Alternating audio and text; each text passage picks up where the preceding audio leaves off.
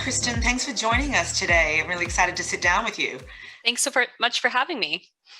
Well, let's just jump right into it. Why don't you tell us a little bit about Statusphere and how you guys fit into the influencer marketplace? Yeah, so I'm Kristen Wiley, founder CEO of Statusphere. We scale micro influencer marketing for brands. We actually call it consumer to consumer marketing because we believe that anyone who can influence a buying decision is an influencer in the influencer space. So we help brands scale this, and the way that it works is brands come to us, they tell us who they want to target. We have a database of influencers that we can target based on more than 250 data points. They can target them. We actually handle everything from the shipping all the way to the guaranteed post for them. And then they have a tech platform, a portal where they log in, they can see all of the content, and they can see all of their results from the campaign as well. Oh, that's super cool. Yeah, influencer marketing is certainly not a new concept, but what I think we're seeing is we're reaching critical mass of this democratization of, media where anyone with Instagram platform, Snapchat, TikTok, insert like social platform here is basically a creator and a publisher. Are you seeing a difference in the brands coming to you? Are you having to do much convincing, or is there a shift in brands' approach and view of this marketing tool? Yeah, so I've been in the influencer marketing space since 2010. My first job was reaching out to mommy bloggers. So I've seen the evolution of what's happened. And I created Statusphere just based on a need that I was seeing in how the micro influencers were getting us better result for our brands. And I wanted a way to scale it. In terms of the pushback, how it's changed over time. When I first started working with micro influencers in like 2015, brands did have pushback on like, oh, we want macros. What are these micros going to do? Like, how is that going to actually work? And I would show them the statistics that show that they have more engagement, that you can target better. It was more of a sell. And then I think the biggest shift that's happened, as of 2021, is that brands are already seeking the micro influencers because they already know that it works versus us having to convince them. And then I think like the macro climate that's changed in terms of CPMs and traditional digital advertising just going through the roof. I mean, I think studies show it went up 41%, the CPMs from last year to this year for typical digital ad channels. Marketers are just looking for other solutions because their customer acquisition costs are just going through the roof with those other marketing channels, and influencer marketing is one of the great solutions to that. I mean, that's a great point. And I think that that difference between macro and micro influencers is not really talked about that much. Research has shown that Gen Z responds in better to micro influencers because it's almost like an extended community for them. They have the expertise that their friends or family circles might lack. There tends to be more engagement, interaction because it is a smaller community. What are some of the other benefits that brands you work with see when they shift from that macro to micro influencer? Yeah, everything you said in terms of being more relatable. I like to say that like celebrities and macro influencers are more like aspirational. They're not really like and you also know they're getting paid.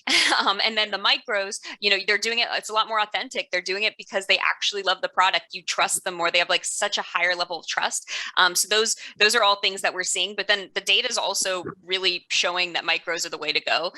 Data shows they have 4 times the engagement rate compared to influencers with over 100,000 followers. So that means if you can get a bunch of micros posting, you're actually reaching more people. And then on the other side, they also create more user-generated content for the same cost. A macro influencer, you're only getting a few pieces of content, where if you can get a bunch of micros, you get a lot more content as well. So great. And what are some of the challenges that come with matching brands with micro influencers? I'm assuming there's more matching that has to happen to kind of reach the same scale, but the quality is better. So would you maybe be able to talk us through that? Yeah, so the main pain point I had when trying to scale micro influencers was just how time consuming it was. Because, like you said, you're hand picking each one, and it's just like negotiating with them, shipping them the product. They disappear, they come back. Like I was working at an agency launching our influencer marketing offering, and it was we couldn't scale it to make like for the brands that wanted to continue scaling micros. There was no way to do it. So that's why we created Statusphere, was like so we could actually have I was like, I want a platform where you can just turn on more as you need them. So with our platform, the big part that we spent a lot of time on was the matchmaking algorithm. So essentially, all of our members fill out a profile of more than 250 data points. So like, are they vegan? Do they shop at Target? Do they have kids? And then brands can target based on that. But what's great about it is it makes it more authentic. So, if there's a vegan person or a network, they're not seeing products that aren't vegan. We're not trying to like pawn things off that don't fit into their lifestyle, which also feeds into the authenticity. So I think the micro-influencer space is growing tremendously, but the key is getting a scalable program for your brand that you can do consistently, because it's not a once and done thing. You're building a brand, you're building social proof. So it's something that you need to work into like your strategy for the long term if you want to see the results from it.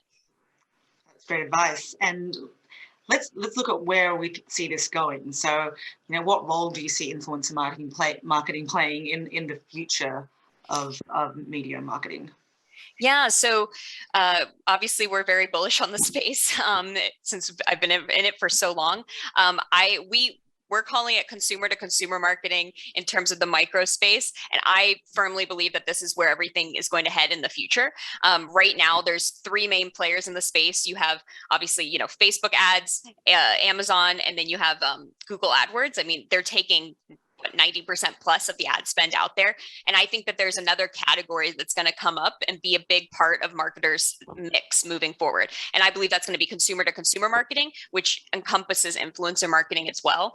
Because as you said at the top of the call, we now live in a world where every person has a bigger sphere of influence that they can actually reach. And brands would love to tap into that. And I think if we can create a win-win community for brands and people to do that, it'll be the most successful marketing channel for marketers. Great. And just to round us off, what is one piece of advice you give to brands out there now about either evolving their influencer marketing strategy or starting their influencer marketing strategy? What kind of advice would you give them? I think the biggest advice I like to give is that consistency is key, first of all, and you're going to learn over time. It's like any campaign. You wouldn't run Google AdWords for 1 month and be like, did it work? You have to optimize it. You have to see, this type of influencer worked, this one didn't, and optimize your campaign over time. The biggest mistake I see brands make is, we tried 5 influencers and we didn't get a good result. Brands are doing this and it's working. There's probably the campaign may not have been optimized in the right way. Maybe the product, maybe the directions. There's many different variables to look at. So I think just making sure you look at influencer marketing, how you look at your other marketing spend that you're doing, and like optimizing it for results versus just like, I tried a couple people posting and it didn't work. Because there's plenty of brands seeing positive results and doubling down on it. So. Great. And is there some secret sauce that all the campaigns that show favorable results do? Mm-hmm. What I probably noticed the most for the most successful campaigns are when it has that like influencer brand match. And the more niche the product and the more niche the audience, I think it just exemplifies it even more. So we work with a brand with someone with curly hair. And if you're targeting specifically women with curly hair, like you're touching a specific pain point that they have and you're solving it and you're giving them an amazing product to make their, curly hair look amazing. Like that's going to resonate really well with their audience versus products that might just be a little bit more generic and work for everyone. Those do well as well. But I think that where we really see like the biggest upside for brands is ones that can identify like that pain point they're solving and find people with that pain point to talk about it. That's great advice. And with the cookie going away and our whole industry sort of moving towards contextual personalization, I think this is a great solution to be able to make sure that your campaign goal and the audience that you're reaching really does overlap by leveraging these micro-influencers with really specific audiences and specific topics that they talk about. For sure. Well, it's been great to sit down with you. Thanks so much, Kristen. Where can people find you if they wanted to find out more about Statusphere and everything that you do? Yeah, so you can go to our website, joinstatus.com, if you want to see how we work with brands. And then you can find us on all the typical social channels. We're very popular on Instagram at Statusphere. And then for myself, feel free to ping me on LinkedIn. Love connecting with people in the space. So you can find Kristen Wiley on LinkedIn. Great. Thanks, Kristen. Yeah, thanks so much.